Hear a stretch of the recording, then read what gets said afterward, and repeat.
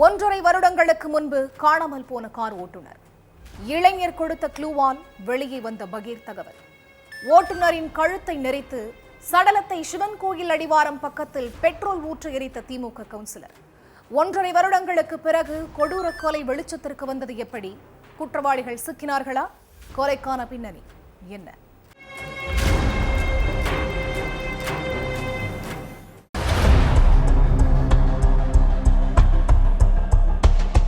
மதிய நேரம் கோவை மேட்டுப்பாளையத்துல உச்சந்தலையை கிழிக்கிற அளவுக்கு உச்சி வெயில் பயங்கரமா இருந்துச்சு.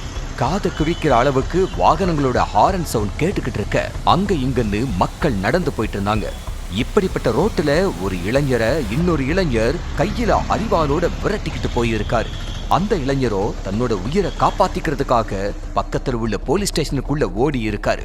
அங்கிருந்த காவலர்கள் கையில அரிவாளோட வந்த இளைஞரை மடக்கி பிடிச்சு விசாரணை பண்ணாங்க.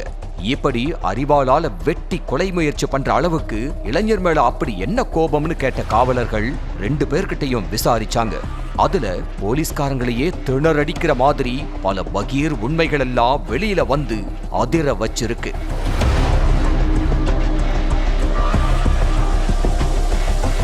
மேட்டுப்பாளையத்தில் உள்ள மகாதேவபுரத்தை சேர்ந்தவர் 36 வயசான அலாவுதீன். இவரோட மனைவி சுமையா. கார் டிரைவரான அலாவுதீனுக்கும் காரமடை நகராட்சி 3வது வார்டு கவுன்சிலர் ரவிக்குமாரோட இளைய மகன் சரண்குமார் மனைவி பூஜாவுக்கும் பழக்கம் ஏற்பட்டிருக்கு. சரண்குமார் காரமடையில சொந்தமா செல்போன் கடையை வச்சு நடத்திக்கிட்டு வந்திருக்காரு. சரண்குமார் வெளியில போற நேரமெல்லாம் மனைவி பூஜா தான் கடையில இருந்திருக்காங்க. அந்த கடைக்கு ரீசார்ஜ் பண்றதுக்காக அலாவுதீன் அடிக்கடி போறதுமா வர்றதுமா இருந்தப்பதான் பூஜாவுக்கும் அலாவுதீனுக்கும் பழக்கம் ஏற்பட்டிருக்கு.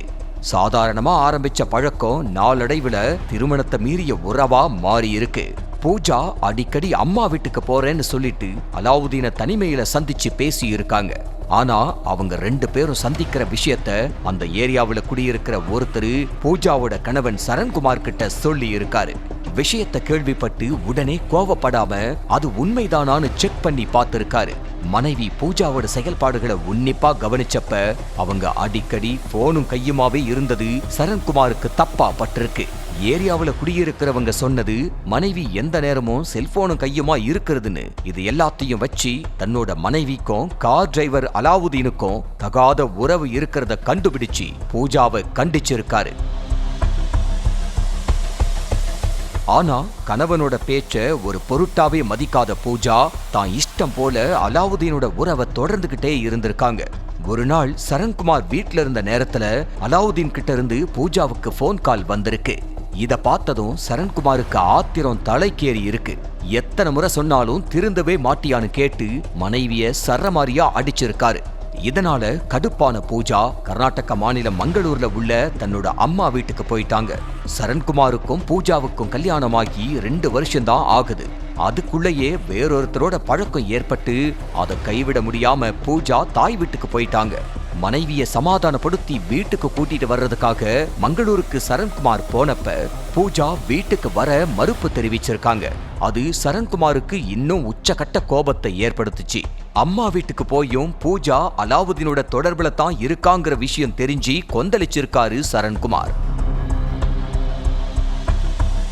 இந்த சூழல்ல ஏப்ரல் 14ஆம் தேதி அன்னைக்கு நைட்டு திமுக கவுன்சிலர் ரவிக்குமார் அலாவுதீனுக்கு போன் பண்ணி என் மருமகளோட பேசுறத இத்தோட நிறுத்திக்கோ, இல்லன்னா வேற மாதிரி ஆயிடும்னு மிரட்டல் விட்டது மட்டுமில்லாம தகாத வார்த்தைகளால திட்டி இருக்காரு.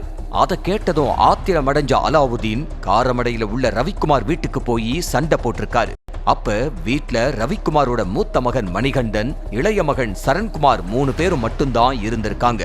மணிகண்டன், சரண்குமார் 2 பேரும் அலாவுதீனோட கை கால்களை இறுக்கி பிடிக்க ரவிக்குமார் அவரோட கழுத்தை நெரிச்சி கொன்னு இருக்காரு.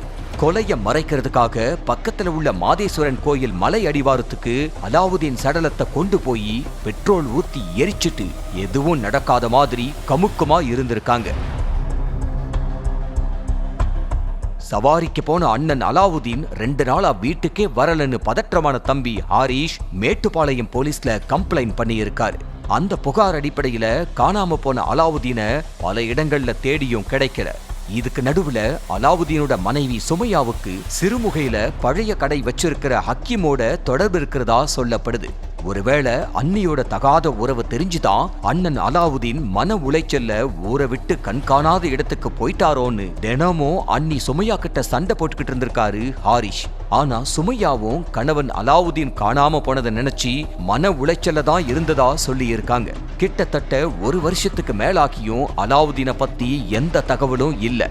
இந்த சூழல்ல 1.5 வருஷத்துக்கு அப்புறம் சிறுமுகையில் உள்ள ஹக்கீமோட கடைக்கு போன ஹாரிஷ், நீயும் சுமையாவும் சேர்ந்துதான் என் அண்ணனை ஏதோ பண்ணிட்டீங்க, என்ன பண்ணீங்கன்னு சொல்லுன்னு கேட்டு அரிவாளை எடுத்து வெட்ட பாயவே ஹக்கீம் ஹாரிஷ் கிட்ட இருந்து தப்பிச்சு பக்கத்துல உள்ள ஸ்டேஷனுக்கு ஓடி போயிருக்காரு.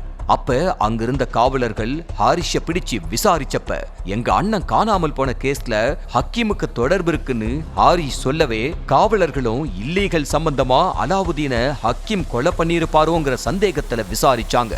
அப்ப அலாவுதீன் காணாம போனதுக்கும் எனக்கும் சம்பந்தம் கிடையாது, எனக்கு காரமடை கவுன்சிலர் மேலதான் சந்தேகமா இருக்கு, அவங்கள பிடிச்சு விசாரிங்கன்னு சொல்லி இருக்கான் ஹக்கீம். அவங்கள எதுக்கு நாங்க விசாரிக்கணும், தப்பிக்கிறதுக்காக பொய் சொல்றியான்னு ஹக்கீம கேட்டிருக்காங்க போலீஸ். அப்போ கவுன்சிலரோட இளைய மகன் சரண்குமாரோட மனைவி பூஜாவுக்கும் அலாவுதீனுக்கும் தொடர்பு இருந்ததாவும் அதனால அவங்களுக்குள்ள அடிக்கடி தகராறு ஏற்பட்டதாவும் சொல்லி இருக்கான். ஒருவேளை இவன் சொல்றது உண்மையா இருக்குமோன்னு யோசிச்ச போலீஸ் நேரா காரமடையில உள்ள கவுன்சிலர் ரவிக்குமார் வீட்டுக்கு போயிருக்காங்க. வீட்டுல கவுன்சிலர் ரவிக்குமார், மகன்கள் மணிகண்டன், சரண்குமார், மருமகள் பூஜான்னு எல்லாருமே இருந்திருக்காங்க.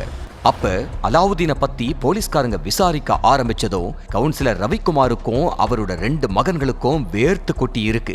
அத கவனிச்ச போலீஸ் 3 பேர்கிட்டையும் விசாரிக்க வேண்டிய விதத்துல விசாரிச்சப்பதான் அலாவுதீனுக்கு ஏப்ரல் 14ஆம் தேதி நைட்டு நடந்த கொடூரத்தை 3 பேரும் ஒண்ணு விடாம எல்லாத்தையும் சொல்லிட்டாங்க. அதுக்கப்புறம் அலாவுதீனை கொலை பண்ண இடத்துல போலீஸ் எலும்புகளை சேகரிக்கிற வேலையில இறங்கி இருக்காங்க. பல நாள் திருடன் ஒரு நாள் அகப்படுவாங்கிற பழமொழி மாதிரி 1.5 வருஷத்துக்கு முன்னாடி பண்ண கொலைக்கு திமுக கவுன்சிலரும் அவரோட 2 மகன்களும் இப்ப சிறையில கம்பி எண்ணிக்கிட்டு இருக்காங்க.